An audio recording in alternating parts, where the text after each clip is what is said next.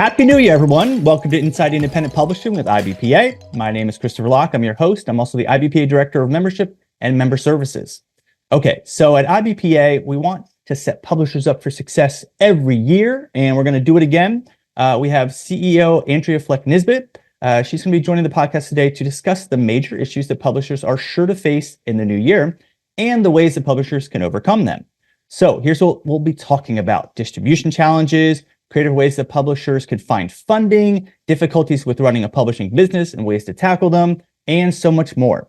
And just to start out with, I actually don't foresee any problems in 2024. I don't even know what we're going to talk about. But anyway, glad you're here.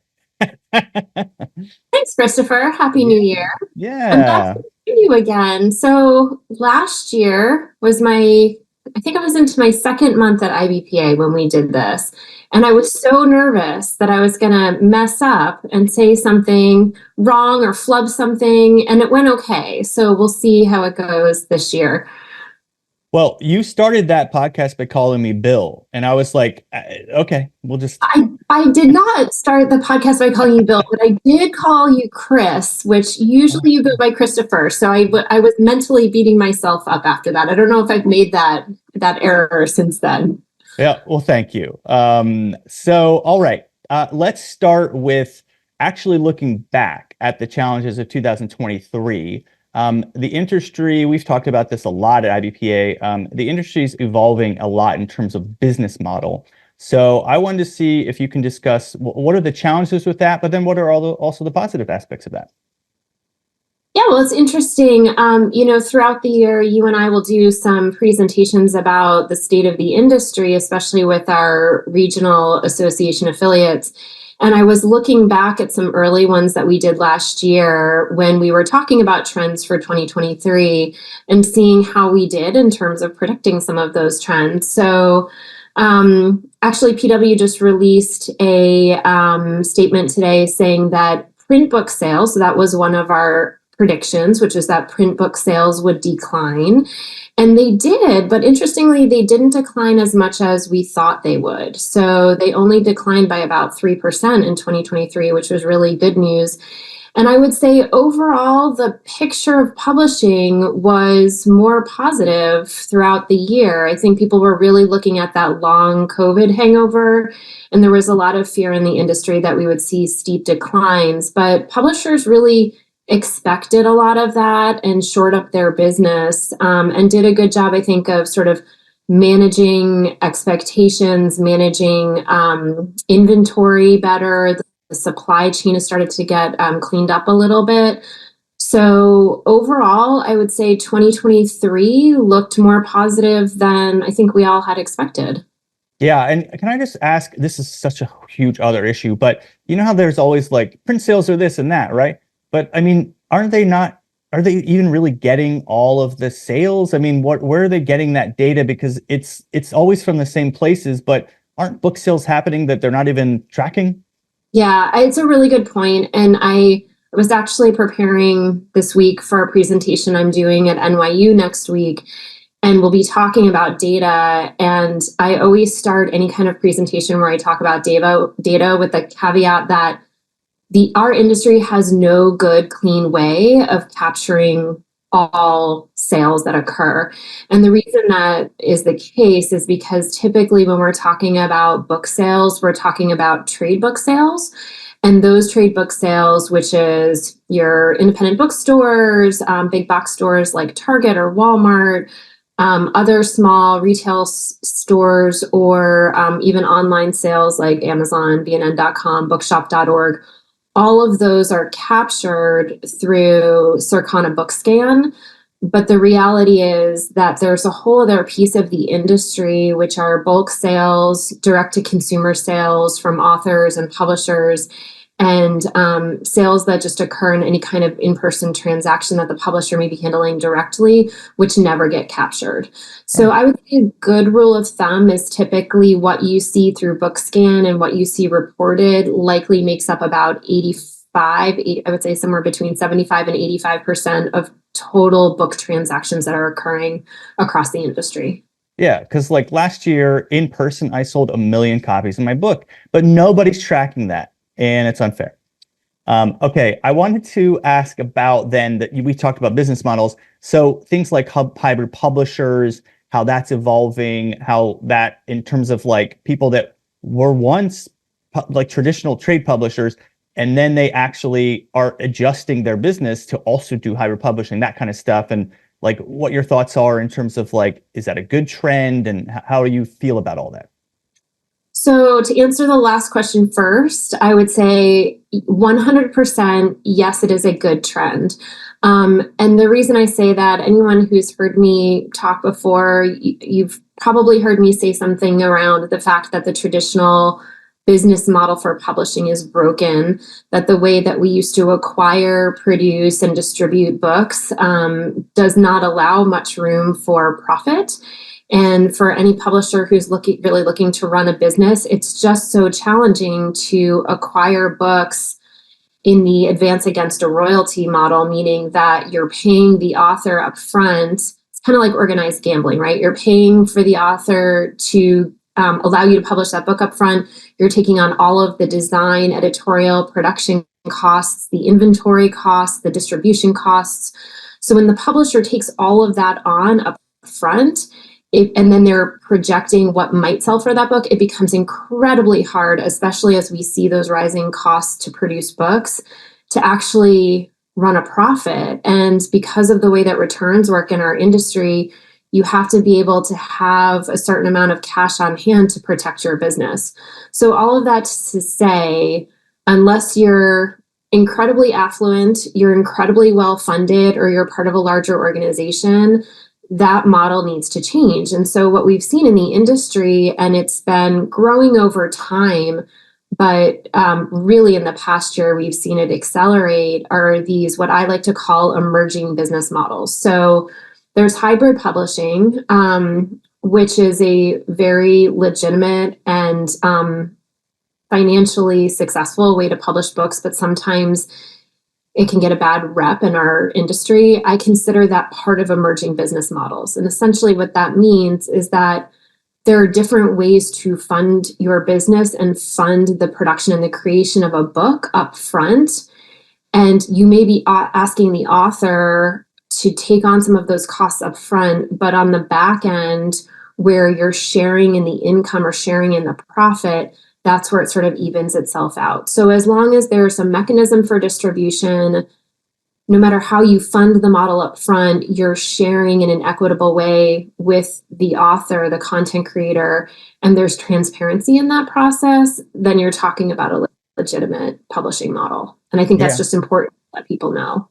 Yeah, and I know that IBPA has been working really hard on this new IBPA guide to publishing models and author pathways. I don't know if you want to say something briefly about that. We're going to be announcing that in a lot of ways, but I do. I'm glad you brought that up. It's a project that I'm really proud of our committees, our board, and our staff for working on this year. It's something that when I first came on board, there was a lot of talk about the confusion in the marketplace and how can IBPA help to create clarity and transparency, not only for our members, but for the industry and also for authors who sometimes are in jeopardy of working with a bad actor, or who may think maybe working with a good actor, but they're not getting what they thought they were getting. So we wanted to create a document that would really allow for the industry to better understand the different segments of the publishing market and what each one does. So we're going to be launching the document probably in mid-February, but on January 10th, which is next week, we're going to be doing a webinar for both members and non-members to come and learn a little bit more about these pathways and to actually provide their input, so that by the time we publish that document, that everyone has had a chance to review it, but also to add their thoughts and opinions, so that we feel like it's really reflective of the industry at large. So very excited to share that with you. And it's been beautifully designed. So I hope you will enjoy it when it comes out. Yeah. Okay. So on that note, I did want to ask, funding's always a problem for publishers and bringing in revenue. And I know that, for example, trade publishers adding in some hybrid publishing aspects is a good way to bring in revenue. And in fact, in that note, IBPA is working on these types of contracts, like sample contracts, because that's a whole new way of dealing with your authors. So you're going to need a new contract. But what are some other ways that publishers can get funding so they can get through 2024 financially viably? That's a really good question, and I'm going to answer it. But first, I just want to go back to the sample contracts. There are a lot of things that are impacting contracts right now. As you said, we're seeing emerging business models where there may be different pieces within the contract, both for the author and the publisher, in terms of how funds are allocated. So you're going to want to look at that. The other thing I just want to note is that, and we can talk about AI later, possibly, if we get to that subject today, but when you're looking at your contracts, both from an author perspective and or from a publisher perspective, you want to make sure that you're protecting yourself in terms of ensuring that the content that an author is delivering has been entirely produced by that author. And from an author's perspective, they want to ensure that their intellectual property is protected. So we're going to be updating our sample contracts on the IBPA website to reflect both the changes in terms of emerging business models, but also the changes in terms of AI. So I just wanted to make that note. Will you ask me the other question again now? Yeah, no, of course. So that in terms of funding, are there ways that publishers can get funding? Yeah. So that's a tricky one. Publishers fund their businesses in a couple of different ways. I will say if you're an author publisher, even a small publisher starting out, and you're in this to run a legitimate, viable business, as opposed to just publishing a book in addition to something else that you do, you want to start by looking at your resources and your funding. I would not encourage you to just put a book out there before you really look at a full and comprehensive P&L for your business and understand where those funds are coming from, because you need to have cash reserves. You need to have reserves so that if you get hit with bigger returns than you think you did, or something comes up in your business, that you're able to sustain your business over time. So I highly recommend that no matter where you're starting at in your business, that you absolutely look at making sure that you have funds. In terms of where those funds come from, small businesses fund themselves in a couple of different ways. Traditionally, they may go to a bank and ask for a loan. They may reach out to investors. But something that's become really popular, both on a title by title, campaign by campaign basis, but also for a publishing company at large, is to look at crowdfunding. And so crowdfunding is a great way to find micro investors who believe in the mission of either your book or your organization or your brand, who are excited about the content, who may receive something like early access to that content in return for helping to fund or crowdsource funding upfront for that organization. So there is a method to it. We do have resources at IBPA to help to understand how to do crowdfunding successfully. I think we've done a couple of webinars on it. And actually, the woman who runs the publishing division at Kickstarter, her name is Oriana Lockhart. She's going to be speaking at Publishing University this year. Mm-hmm. Yeah, and that'll be in April, the end of April. So definitely check that out. And then also, I personally, for my second book, did do a Kickstarter campaign. And what I loved was it got those people who gave money literally invested in the book, made them more excited about it. And then I asked them when because some of the rewards for getting the physical copy of the book, when they got it, to post on social media, holding the book up. Look what I got. You create this fan base of really dedicated people, and it's really fun. But it's a lot of work, and you got to make sure in advance that if you do it for like a month or something, like throughout the entire month, you have ideas of how you're going to keep the momentum going, because it starts strong and then you're like, uh-oh, it just gets quiet. But anyway, there's a lot to talk about there. Also, there's the U.S. Small Business Administration at www.sba.gov. People should check that out as well. It's a good resource. Okay, let's talk about market access. So this is a big issue for publishers, but can you just kind of define what we mean by market access? Are we talking about distribution? Like what does that mean? Right. So on a very simple level, it means how are you getting your book into the hands of a book buyer in whatever format, wherever they want to purchase that book. So there are lots and lots of different ways, obviously, that we can do that. And there are strengths and challenges to each of those different channels. And so one thing, I'm going to talk a little bit about P&Ls today. I try to think of a few areas in publishing that I want to champion in the coming year when I sort of set my intentions for 2024. And this year, one of them is continuing to talk about the importance of the P&L. So for everyone who already knows or who doesn't know, P&L is a profit and loss statement. And typically when we look at that, we're looking at, here's how much it's going to cost to manufacture the book. Here's how much the marketing budget is. Here's how much it costs for editorial and design. Here are my distribution fees. And you look at it across the board for one title. As we think about market access, we need to start looking at an individual P&L, sort of like a micro view of those P&Ls for every different market. And the reason for that is a couple of different reasons. One, manufacturing costs may not always look the same. So one way to access the market may be to put your book through a platform like Ingram Spark or KDP. And so those books are then printed on demand based on consumer demand.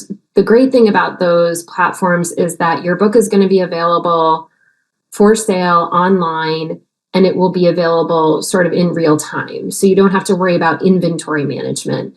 However, your cost per unit is really high. And so you're taking a chance that you may end up with returns that could disrupt that P&L. So when you're running that P&L, that's going to look different from maybe you have an opportunity to do speaking engagements or to do book festivals or reach readers directly in person. In that case, you may be able to do a short run of books, and that cost per unit is going to look like less than what it would be if you were doing print on demand titles. So all of that to say, when we look at points of access into the market, whether it's going through a traditional distributor, whether it's putting the book for sale through a print on demand platform, whether you're printing books yourself and selling them directly through your website or through in-person events, you want to make sure you have a really strong handle on that P&L and the cost of getting the book into the market. Yeah, and you talked about book returns. That's a big problem for indie publishers. So do you have any ideas, not necessarily things that, tomorrow that can be solved, but like what's something that can be done about book returns that would really help publishers like actually, get beyond like losing sometimes thousands of dollars out of nowhere? Well, the simple answer would be that as an industry, we would stop taking returns. If we didn't have returns, then publishers could more effectively manage their business, retailers could more effectively purchase and make sure that they were able to sell through inventory that they had. They would project for the sales that they might see more effectively. And from an environmental and sustainability perspective, we would cut down waste by at least probably 50% of what we see currently in our industry. So not taking returns anymore would be the ideal state. We know that that's not likely and not realistic. So what I would say, when I worked at Workman, Peter Workman always had a saying when we as salespeople would get frustrated because there weren't enough books and there were no books in the warehouse and somebody wanted books, and he would say, it's always better to chase the sale. And as a salesperson, I used to get really frustrated by that. And, if you look at if a book's not available through Amazon, yeah, sure, that sale may be going someplace else, but that's better than having to take a return of 500 units up to a year after you printed those books, and that return potentially capsizes your business. So I'm not saying don't print enough books, but really be careful about projections. Don't over project. And if you run out of books, you can always print more, or you can have books in a print-on-demand program, but also be printing books digitally. So there are different ways that you can manage your business, but really keep an eye on the inventory and don't overprint. And if for inventory, like where's the best place for a publisher to keep their books? I mean, should they have their own facility, or are there facilities that can do it for good rates? So that is such a hard question to answer because so many different ways to manage your business. So a lot of small publishers who are just starting out may exclusively print books on demand, meaning they set up all of the metadata and the files through KDP, through Ingram Spark, through BookBaby, through other platforms that will distribute that information. And the books are only printed when there's a consumer order for it. That's great in terms of not having to manage your inventory, but from the perspective of scaling your business, it makes it really hard to scale because your cost of goods is so high that it can be really hard to turn a profit. And also there may be markets that you want to get into, like the educational market or other specialty retail markets, and you can't make the books available in short quantities in that way. So there are companies that do what we call 3PL or logistics, where they'll bring inventory in, hold your inventory, and then they can manage the back end of receiving an order either from you or potentially through an EDI transmission, which will come from a retail trading partner. They're not generating orders for you. You still need to go out and make those sales happen, but they can handle the logistics behind the scenes. And that's a great way to reduce your costs. Even when you include pick, pack, and ship, it's often less expensive to do digital short run or do an offset and work with a third party. If you're small and you're just starting out and you know how to do it, you can order books yourself and bring them in. And, I know publishers who have been very successful managing sales and shipments out of the garage. You do need the right systems to do that, but it's feasible to a certain degree. Well, we're talking about book returns, so then of course that brings up bookstores. And there are a lot of indie publishers. I know our members reach out all the time asking, how do I get my book into a bookstore? So I wanted to ask kind of the bigger question of not really how you get your book into a bookstore, but is that even feasible for indie publishers, or are there other options that might be better? I'm sure some of you have heard this statistic from me as well, but typically, historically, even for really strong selling books that may be coming from larger publishers, no more than 6%, 8% maybe of those sales are coming through independent bookstores. So when you think about your book and your ability to get books into the hands of readers that you want that book, spending a lot of time thinking about how are you going to get your book into every independent bookstore across the country is probably not a good use of your time, because the answer is you're not. A couple things that are important, if trade sales are important to you, you must have a way of transmitting your metadata, your book data, to systems like Ingram and Edelweiss, which is owned by Above the Tree Line. Those are systems where people are going to look to order books. So it's almost as important to have the physical books as it is to have the metadata and be able to transmit the metadata, because otherwise people are not able to discover your books. So that's really important. We at IBPA do have some discounts for working with companies like Ingram and Edelweiss. So if you're a member, I would highly recommend that you check those out. But, again, it's really critical for you to be making sure that your metadata is clean and correct and that you're getting it out into those places.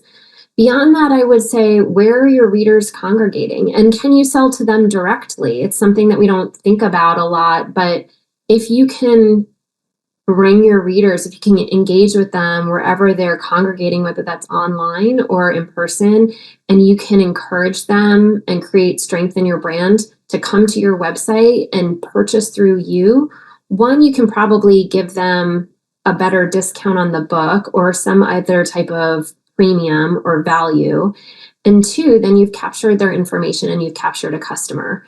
And if something goes wrong, you can work with them directly and you're better able to manage your sales. So if there's one thing I would encourage our listeners to think about in the coming year is how can you increase your consumer direct sales? Yeah, and I know IBPA does have multiple things we're working on in that capacity as well. Okay, so one of the hot, well, actually, do you want to mention the consumer marketing, the Ingram consumer marketing? I mean, Yeah, that would be great. So IBPA has been looking, we've had a couple of projects with various organizations to help our members with consumer direct sales, but none of them have been super successful. And so it's something that Lee and I have been working on together to try to figure out who can we partner with. And Ingram last year, they've actually been working for years on building a robust consumer base that is vertically based, meaning based in genre or areas of interest. And so they spent about, 6 or 7 years just building a consumer base of book readers, which is one of the things that makes their consumer audience so unique, is that these are verified book buyers and book readers. And so they've been building that base up. And then last year they launched their consumer services offerings. And so we reached out to them and said, hey, is there a way for us to partner with you? And so we're going to be launching a few consumer services that will be powered by Ingram's platform this year, actually later in the month. And it will be an opportunity for our members to tap into Amazon's verified book buyers, again, by vertical through email blasts that will go out to book purchasers who have said, yes, I am interested in reading and purchasing romance novels, or I am interested in reading and purchasing thrillers. So they'll be divided by genre, and then there'll be one email that goes out that's to a general book buying audience. And then the other thing that we're working with partnering them on is ad campaigns. So a lot of you probably know how hard it is to run a digital ad campaign. Even if you're an expert, it can be really challenging to see that return on investment. So Ingram has developed a way for users to be able to cap how much you want to spend. So you can say, this is my budget, please don't go above this. And then they will run those ads, again, with verified book buyers on your behalf. So there are a couple of different things that are happening. We're working with our friends at Ingram on launching those. And I'm really excited to get them out because we've been looking for a way to help our members to reach readers directly for a while. yeah, and I know that that's something that publishers do ask us about a lot. I just, because we were just talking about some of the struggles with going through certain other markets. It's like, okay, well, readers are out there hungry for books. They just don't know they exist. So you mentioned AI earlier. It's one of the hottest topics that came out in 2023. Where do you see AI going in 2024 in terms of should publishers be embracing it more? I mean, ChatGPT was one of those things that everybody was talking about. What are the things they should embrace, and what are the things they may want to be maybe leery of?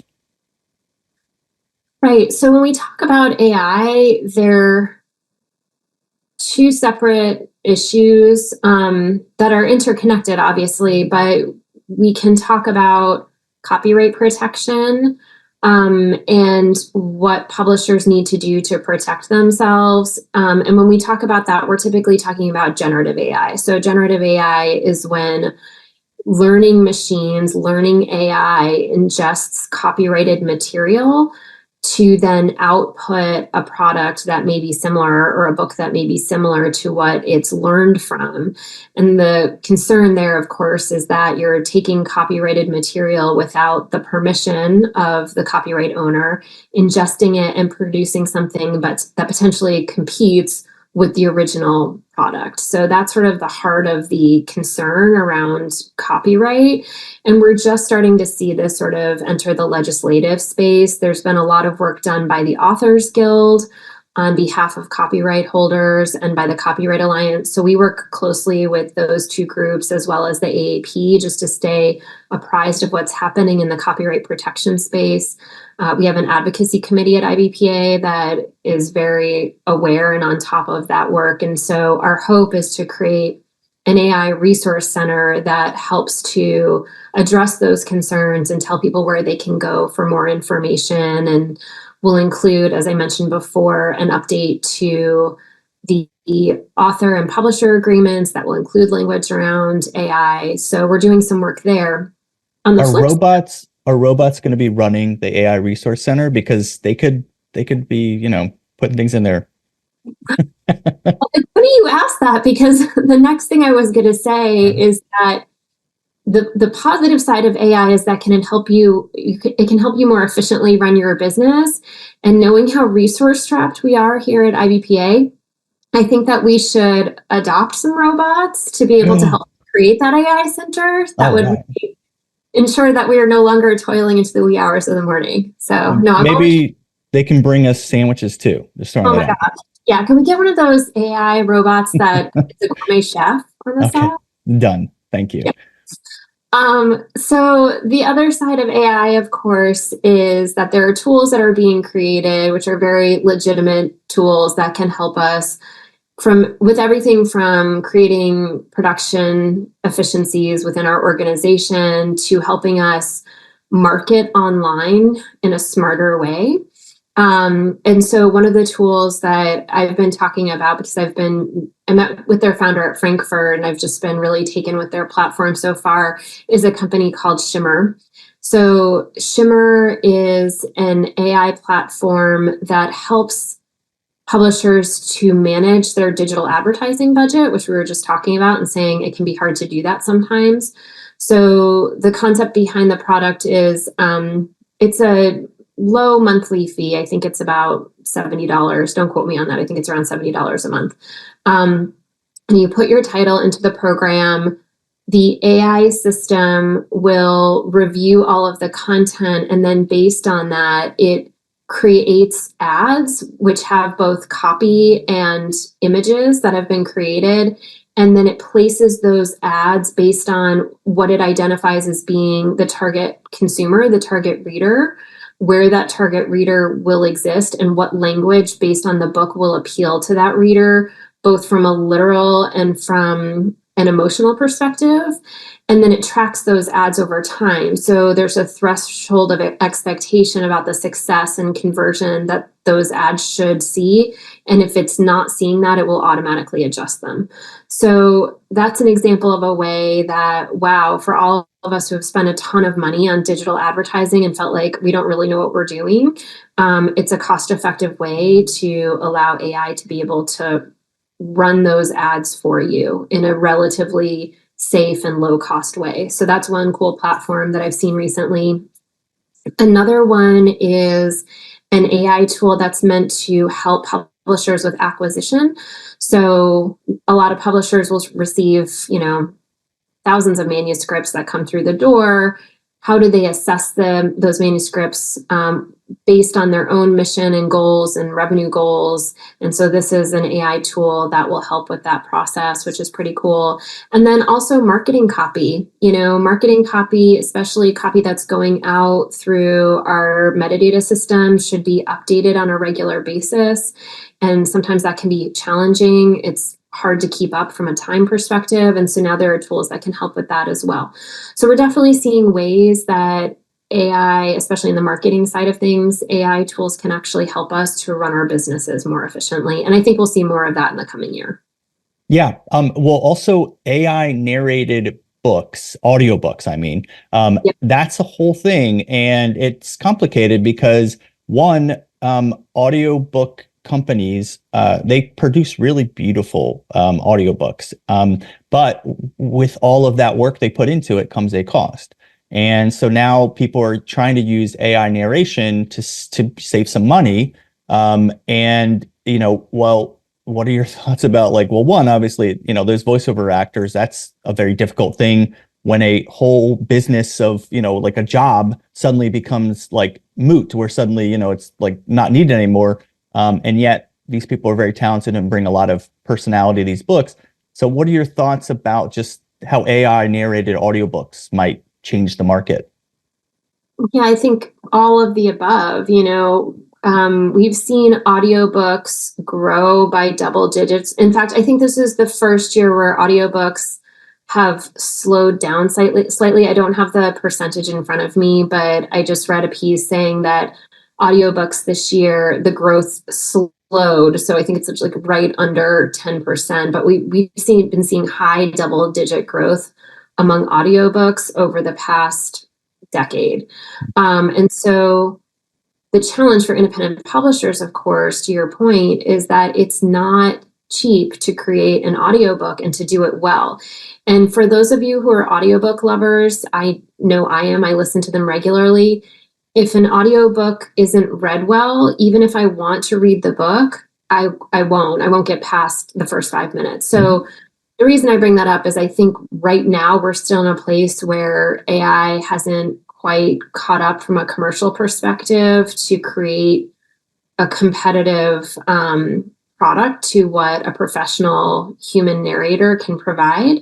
But I don't think we're far off from that. And so on one hand, it will create efficiencies and economies of scale for independent publishers who may not have been able to enter the space up until now. How we protect the people whose livelihood depends on narrating those books as professionals is yet to be seen. And I certainly don't have the answer to that. But when I think about some of the fabulous narrators that I've listened to, even in the past year, it's certainly an area that I hope we can find a way to protect and that we can continue to allow those people to make a living doing what is a very laudable and much needed task right now in the industry. Yeah, well, because I just realized the AI narrated podcasts, I'm about to be out of a job. Y'all are gonna be like, you know what, Christopher? I think we have something else to do. Yeah, and also your voice. We've been meaning to tell you, a little cringy. Okay, so I wanted to ask a really cool thing that IBPA was part of. There's a lot of new BISAC code changes. So can you tell us why was it important? What are the updates and why was it important for IBPA to help out with that? I'm so glad you asked that question. This is a project that is really close to my heart for a couple of reasons. I currently sit on the Book Industry Study Group board, and the BISG is the organization that is responsible for BISAC codes. And I've been involved with that committee on and off for probably the last 15 years. And boy, it is a ton of work to keep those BISAC codes updated. And it's being done by a relatively small group of individuals when you look at the scale of the publishing industry and also potential readers. And so the challenge is that in some ways, BISAC codes do an excellent job of making sure a book makes its way to the right shelf in a bookstore or can be discovered through Amazon. But when it comes to inclusivity, especially when we talk about communities that have been underrepresented in the publishing industry, BISAC codes really have trailed and have not allowed for that discoverability among communities that want to be able to find books for and about their community. So as part of our DEI community, our DEI committee at IBPA, we've had a working group that has been partnering with BISG and working with that BISAC committee at BISG to say, hey, can we broaden this tree? Can we change this tree of codes and the classification so that we're better representing the voices of Indigenous peoples, because we're publishing all of these books and the codes that are available right now to classify those books are either one, inaccurate, or two, they're non-existent. And so in the last update to the BISAC codes, which we as the board just approved back in December and which is just released, I believe there are around 250 changes that have been made, and a lot of them were related to the work that IBPA's working group under the DEI committee did. And I will tell you, Wiley Barnes and Kirk Weisler in particular on our DEI committee, they showed up to meetings, to BISAC code meetings at 6 a.m. Pacific time when they were starting at 9 a.m. Eastern time. They put in a ton of hard work and preparation. And the amazing thing is they've sort of paved the way for other communities to say, we want to do the similar work so that we can continue to evolve the BISAC codes and make them more inclusive. So I'm so proud of that work, and really looking forward to 2024, because we're going to continue to partner with BISG. And hopefully next year at this time, we'll be talking about new BISAC codes that have been come out and ratified that will just continue to make books more discoverable. Yeah. And that you mentioned the DEI committee, and something that I just love about IBPA, that the community, is that it's really having all these publishers, and we're giving a space for them to connect, and then helping them to change the industry. Like, separately, they might not have had that connection to BISG, but they're the experts on what's needed in the industry as publishers. We connect them with the businesses. So I'm not trying to plug IBP. I just in that moment, I realized, I was like, wow, that's a really beautiful thing that we're able to really affect change. And these are things that are going to have a lasting impact on the industry.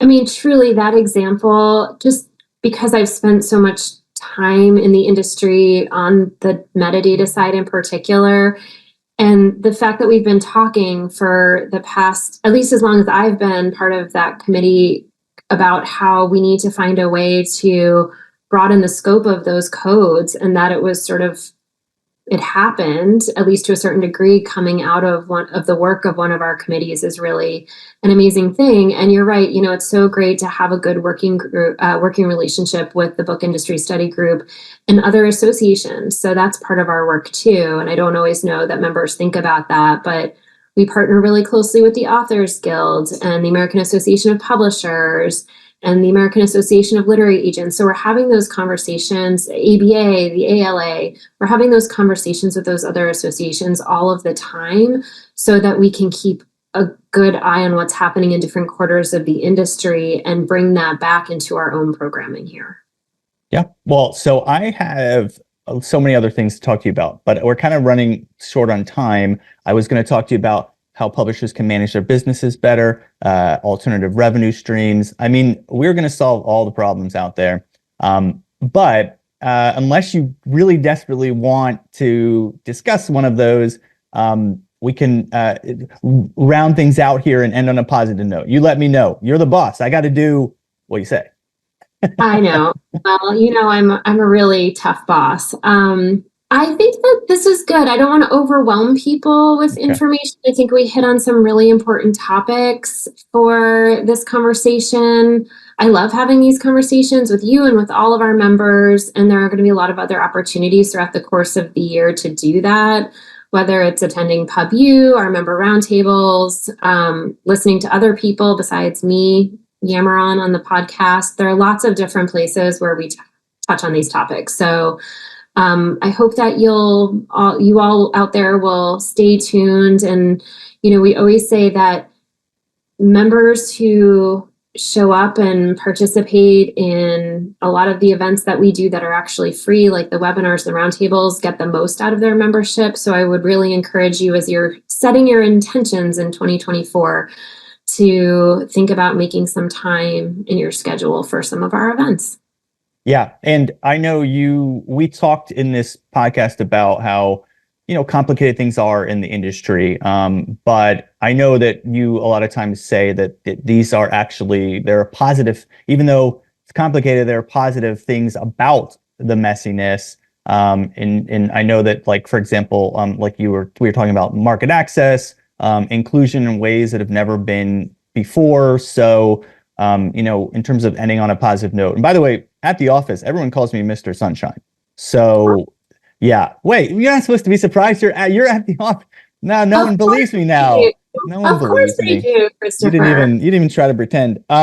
So I just want to make sure that people, know that, that we at IBPA are aware. We have a lot of things we're working on to try to help make the publishing industry easier for our members. But also anybody listening to this, like, we're a resource. So if you have issues, come to us. We're here to help. That's literally the reason we exist. And then you might even have solutions that we don't know about. So also come to us and say, hey, I've been trying out this new program or, whatever it is, so that we can share that with our members, So we just want to be kind of like a hub that's, like all about like being helpful. And I'm grateful to you for your leadership to make that happen. So, thanks. It's like you said, it's been just over a year. So we got all these things we're working on. Yeah, and I will leave on a metaphor, which is, or maybe it's a simile. In any event, I think of the publishing industry as one of the closest industries that is akin to what life is like, in the sense that you want it to be ordered and you prepare for it and you think you're all set for it, but it's messy. The reality is it's messy and it evolves all of the time. And so you're in it for the joy of it. Any of us who are in publishing because we think we're going to make a lot of money, we know that that's not true 99.99% of the time.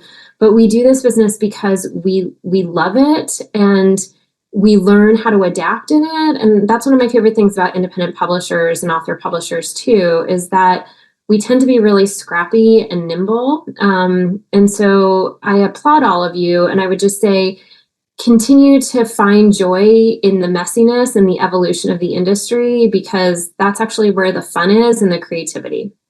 So that is my positive thought for this year. Maybe you're Mrs. Sunshine or Miss Sunshine. So there we go. Well, thank you. Thank you, Andrea. So everyone, please, if you're listening, make sure to check out all the benefits of IBPA membership at ibpa-online.org. And also make sure to subscribe to this podcast. We have the YouTube version. There's a video version. And then we have the version that's the audio where you can download everywhere. It drops the last Thursday of every month. We're grateful to you for listening, and we look forward to next month sharing all kinds of information with you. Thank you, everyone.